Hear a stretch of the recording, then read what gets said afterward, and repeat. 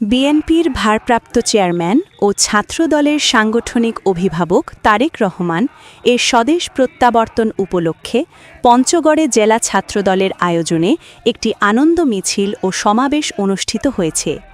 পঞ্চগড় থেকে আব্দুর রহিমের প্রতিবেদনে দেখুন বিস্তারিত। সোমবার ২২ ডিসেম্বর বিকেলে মকবুলা সরকারি কলেজ মোড় থেকে একটি আনন্দ মিছিল বের করা হয়। আনন্দ মিছিলে ছাত্রদলের নেতাকর্মীরা অংশ নেয়। আনন্দ মিছিলটি শহরের বিভিন্ন সড়ক প্রদক্ষিণ করে জেলা বিএনপির দলীয় কার্যালয়ে গিয়ে শেষ হয়।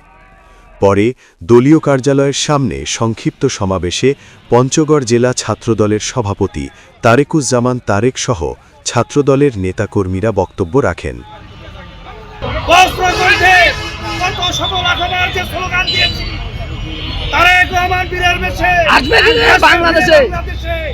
আমরা সেই মহেন্দ্র খালের একেবারে সন্নিকটে এসেছি ইনশাআল্লাহ। আগামী 25 ডিসেম্বর আমাদের সকলের প্রিয় নেতা, বাংলাদেশের সবচেয়ে জনপ্রিয় জননন্দিত জননেতা তারেক রহমানের সাথে সশরীরে ঢাকার মাটিতে আপনাদের আমাদের সাথে দেখা হবে ইনশাআল্লাহ।